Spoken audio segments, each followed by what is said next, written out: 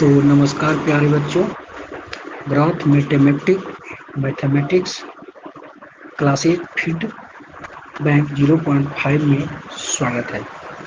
तो आज का क्वेश्चन जो हम ले रहे हैं, पढ़ाने जा रहे हैं, वो क्वेश्चन है सामाजिक विज्ञान, जो कि आपकी परीक्षा के लिए अति ही महत्वपूर्ण है।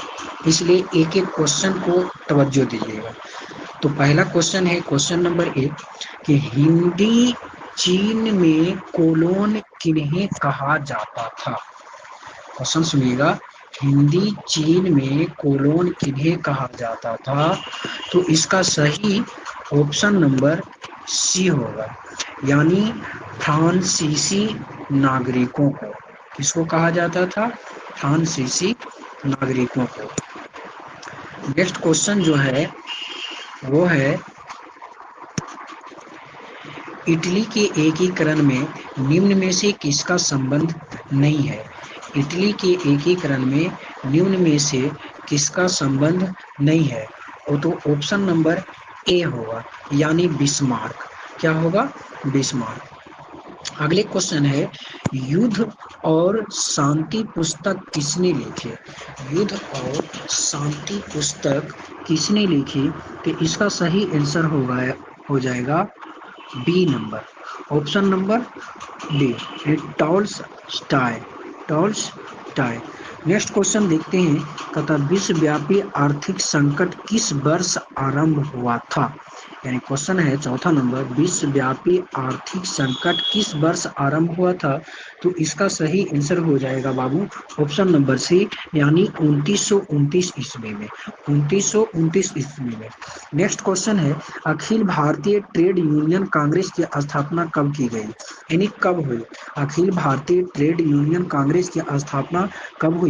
तो इसका सही आंसर होगा ऑप्शन नंबर डी, यानी 1920 ईस्वी में। कब हुआ था? 1920 ईस्वी में। ऑप्शन नंबर ये क्वेश्चन नंबर 6 है, भारतीय समाचार पत्रों के मुक्तिदाता के रूप में भारत के कौन गवर्नर जनरल विख्यात है। क्वेश्चन नंबर 6 है कि भारतीय समाचार पत्रों के मुक्तिदाता के रूप में भारत के कौन से गवर्नर जनरल विख्यात है। तो इसका सही आंसर हो जाएगा बाबू चार्ल्स मेट कॉफ, यानी सही ऑप्शन नंबर डी होगा, option number D. Next question देखते हैं, कतार क्वेश्चन नंबर 7, नमक कानून तोड़ने के लिए गांधी जी ने कौन सा स्थान चुना। क्वेश्चन नंबर 7 कह रहा है कि नमक कानून तोड़ने के लिए गांधी जी ने कौन सा कथन चुना। तो इसका सही आंसर हो जाएगा बाबू ऑप्शन नंबर बी, यानी दांडी। क्या हो जाएगा? ऑप्शन नंबर बी, यानी दांडी। ये आप लोग को दिख रहा होगा, दांडी। नेक्स्ट क्वेश्चन है 8वां नंबर क्वेश्चन कि बंगाल विभाजन कब हुआ। बंगाल विभाजन कब हुआ। तो इसका सही आंसर हो जाएगा बाबू ऑप्शन नंबर सी, यानी 1905 ईस्वी में। 1905 ईस्वी में। नेक्स्ट क्वेश्चन है, गोलघर का निर्माण कब हुआ। गोलघर का निर्माण कब हुआ। तो ऑप्शन नंबर सी होगा, यानी 1786 ईस्वी में। ये लंकातिक जहर जैसा क्वेश्चन है। नेक्स्ट क्वेश्चन देखेंगे, कहता राउरकेला लौह इस्पात उद्योग कहाँ है। यानी क्वेश्चन नंबर 10, राउरकेला लौह इस्पात उद्योग कहाँ है। तो इसका सही आंसर हो जाएगा बाबू ऑप्शन नंबर ए, यानी उड़ीसा। कहाँ पे? उड़ीसा पे। कभी कभी पूछ देते हैं बाबू कि उड़ीसा की राजधानी कहाँ है। तो इसका राजधानी भुवनेश्वर है। नेक्स्ट क्वेश्चन देखेंगे, 11 नंबर, कार्ल मार्क्स की पुस्तक का नाम क्या है। 11 नंबर क्वेश्चन जो है VVI है, जो कि आपके परीक्षा के लिए एकदम बदनाम है। क्या है? बदनाम है। तो कार्ल मार्क्स की पुस्तक का नाम था पुस्तक का नाम था दास कैपिटल और कम्युनिस्ट मैनिफेस्टो, यानी ऑप्शन नंबर डी हो जाएगा, बी और सी दोनों। अब नेक्स्ट क्वेश्चन पे आते हैं, कहता भारत में ऑप्शन नंबर, कहता भारत में महिलाओं के लिए 50% आरक्षण की व्यवस्था निम्न में से किसका संस्था में की गई। इसको सही से देखिएगा, क्योंकि आगे ऑप्शन इसका दिया हुआ है। तो ऑप्शन नंबर इसका यहाँ पे हो जाएगा, पहला ऑप्शन है बाबू कि लोकसभा दूसरा है राज्यसभा, तीसरा है पंचायती राज सभा और डी है राज्य विधान सभा। जो कि सही से दिख नहीं रहा है, आप लोग पॉज करके सही से देखिएगा। तो क्वेश्चन नंबर बी का सही आंसर हो जाएगा सी, यानी पंचायती राज व्यवस्था। नेक्स्ट क्वेश्चन पे आते हैं बाबू। 13 नंबर कहता है ग्राम पंचायत का कार्यकाल कितने वर्ष का होता है। ये भी बहुत ही इम्पोर्टेंट क्वेश्चन है। कहता है ग्राम पंचायत का कार्यकाल कितने वर्ष का होता है, तो इसका सही आंसर हो जाएगा बाबू ऑप्शन नंबर बी, यानी 5 वर्ष का होता है। कितने वर्ष का होता है, 5 वर्ष का होता है। क्वेश्चन नंबर डी पे आते हैं। कहता है कि भारत में राजनीतिक दलों को चुनाव चिन्ह कौन आवंटित करता है। क्वेश्चन नंबर 14 में है भारत में राजनीतिक दलों को चुनाव चिन्ह कौन आवंटित करता है, तो इसका सही आंसर हो जाएगा ऑप्शन नंबर डी, यानी चुनाव आयोग इसका आवंटित करता है। कौन करता है, चुनाव आयोग। नेक्स्ट क्वेश्चन है झारखंड राज्य का गठन कब हुआ। झारखंड राज्य का गठन कब हुआ, तो इसका सही आंसर हो जाएगा बाबू सी ऑप्शन नंबर, जो कि 15 नवंबर 2000 को हुआ था। यानी झारखंड और बिहार दोनों एक ही राज्य में थे।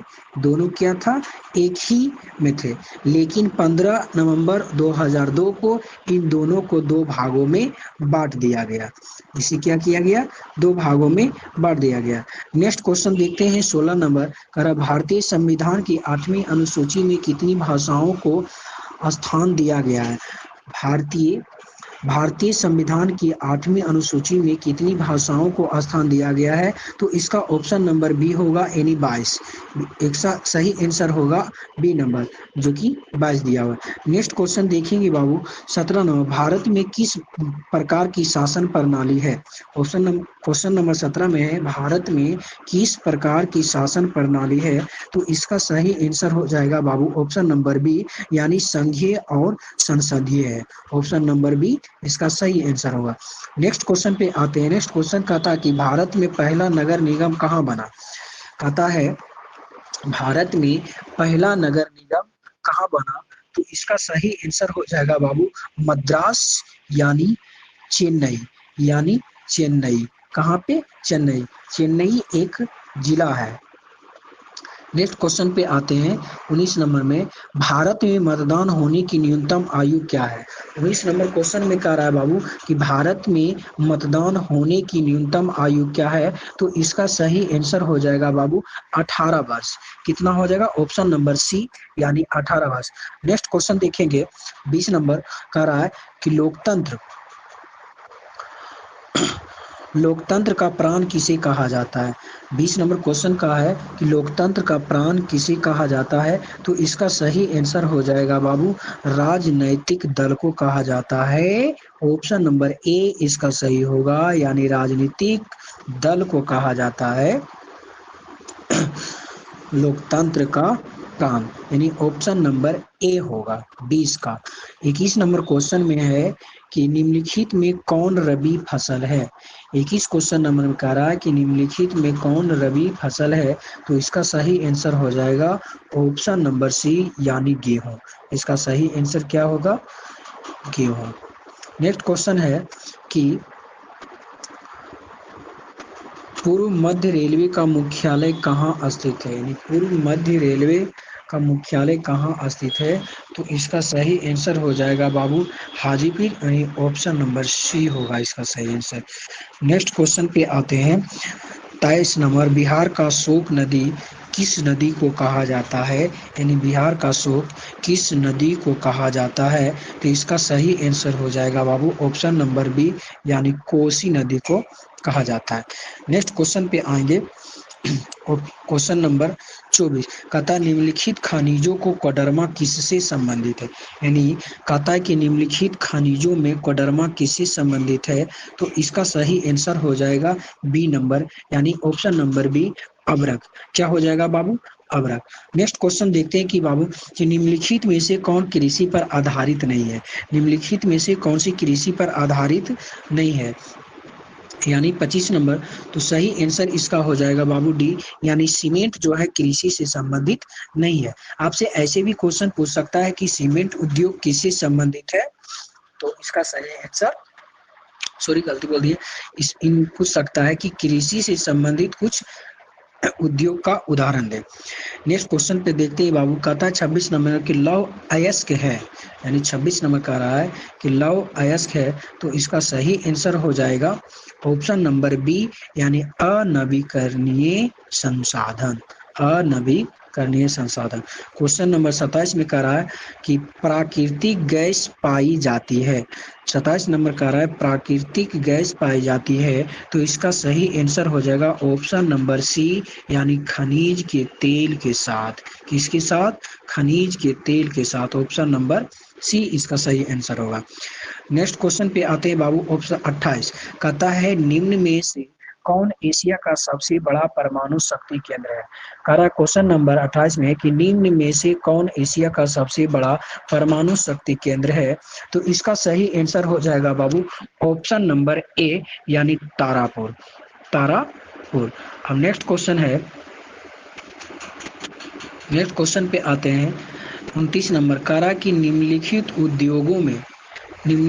उद्योगों में से कौन सार्वजनिक क्षेत्र से संबंधित है, तो ऑप्शन नंबर 29 का ऑप्शन नंबर सी होगा, जो कि सही से नहीं दिख रहा है बाबू, कल लिखा हुआ है बोकारो और लौह इस्पात उद्योग, जो कि हम एक क्वेश्चन और करवा कर छोड़ देंगे क्योंकि इससे आगे सही से नहीं दिख पाता है।